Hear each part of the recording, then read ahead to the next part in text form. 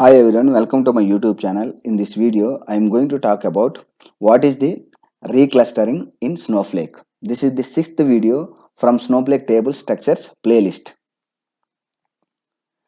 As part of this video, we are going to discuss what is the reclustering, reclustering types, credit and storage impact of reclustering, and finally, we'll see reclustering with example through slide only. What is the reclustering? As DML operations, insert, update, delete, merge, and copy are performed on a clustered table. The data in the table might become less clustered. Please note that when you create a table in a Snowflake, by default, clustering will be happening. That cluster key is not in our control. Snowflake will do based on their own internal mechanism. So when you do or perform any DML operations, this cluster might be less, may not optimized way. So for that we need to do reclustering. So for that, the periodic or regular reclustering of a table is required to maintain optimal clustering. Snowflake uses the clustering key for a clustered table to reorganize the column data so that related records are relocated the same micropartition.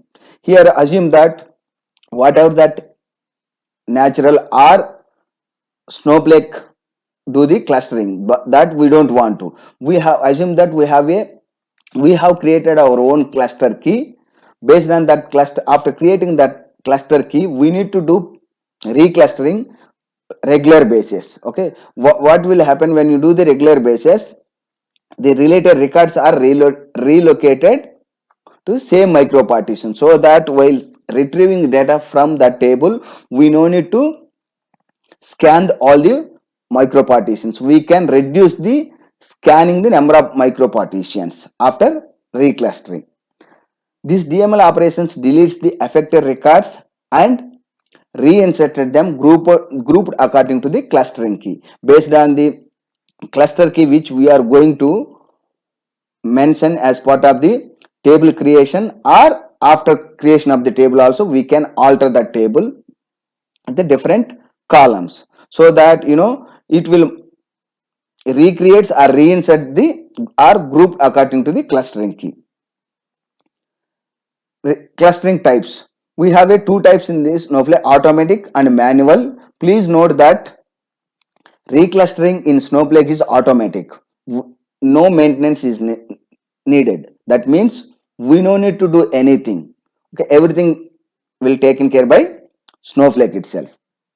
However, for certain accounts, manual reclustering has been deprecated but still allowed. So, as I said that clustering types, we have a two clustering types: automatic cluster and manual reclustering. So, manual reclustering has been deprecated. If you want, still it is allowed. Credit and storage impact of reclustering. Please note that when you are going to create a table with cluster, there are some additional costs related to credits and storage. We'll see. Similar to all DML operations in Snowflake, reclustering consumes the credits. This is the first point. So reclustering consumes credits. The number of credits consumed depends on the size of the table and the amount of data that needs to be reclustered. For example, there is a 1 GB data in a table. So that is the one factor, how much credits consumes that is the one thing. Another thing is the amount of data that needs to be reclustered. So you may have a 1 GB, but based on your cluster key, you may not going to consume the entire 1 GB or less. Okay, that's why the size also very important, and the amount of data needs to be reclustered. Reclustering also result in storage costs. So what will happen? Why this storage costs? Snowflake will consume. Because of reclustering means it will, as I said that, we have a natural or implicit cluster is there. So when you create a new cluster, then what will happen, the moment when you insert the keep on DML operation, so that existing micro partitions will be marked as a uh, you know uh, purge, or not purge, they will marked as a deleted, and it will create a new micro partitions. That means new storage will be occupied. That's why storage cost will be there when you create a reclustering. When you do a reclustering, each time data is reclustered, the rows are physically grouped based on the clustering key for a table, which results in Snowflake generating the new partitions for the table, as explained that. So the moment when you reclustered, the physical group based on the clustering key for a table, which results in a Snowflake generating the new micro partitions for the table. Adding even a small number of rows to a table can cause all micro partitions then that contains those values to be recreated. Even though if you insert the very small number of rows to the table, if it has to recreated even. Okay, that is, reclustering process can create significant data turnover because the original micro partitions are marked as deleted. As I said that, why storage cards will be increasing because of this. So the original micro partitions are marked as a deleted but retained in this system to enable time travel and fail safe. So why we can use the new micro partitions instead of old one, but why should you keep the deleted micro partitions? Because of time travel and fail safe features in Snowflake. The original micro partitions are purged only after the both the time travel retention period and subsequent failsafe period have passed. So for example, you created a table with the time travel 10 days, and assume that you are using the permanent table. That means that table is eligible for the time travel plus failsafe. Anyhow, you have created 10 days. 10 days plus 7 days is the failsafe. So that you have to minimum have to wait 17 days. We have to keep the deleted partitions.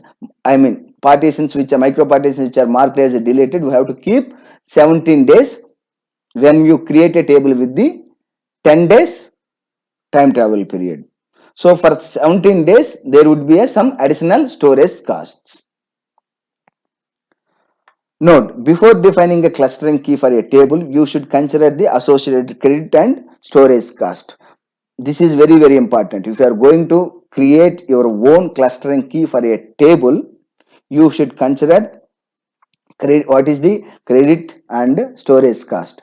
And also please remember, Snowflake recommends you create a cluster key if you have a table size more than terabytes, in terabytes. Okay, that is the one thing. Here is the example. Now we will discuss the example. Assume that here in this diagram, what I am going to explain here, table name is the T1, and this is the logical structure and this is the physical structure. Logical structure is nothing but a, when you do query from the database, Snowflake database, whatever you are going to see the data, that is the logical structure. And physical structure is nothing but a, how the data is organized in the micro partitions. So here if you see, there are 24 records are there in the this table, and this is the query which I am going to run. Select name, country from T1 where type and date, two columns are using as part of query where class or predicate. So based on this, assume that by default, by natural, Snowflake consider the date is the cluster key. Assume that this is the assumption. So with that date, this my Snowflake created 4 micro partitions. Okay, so in each micro partition there are 6 records are there. Micro partition 1, 2, 3, 4. To execute this query, we need to scan minimum 3 partitions based on the two filter criteria, type and date. If you see type 2 value is present in micropartition 1, micropartition 2, micropartition 3 and micropartition 4.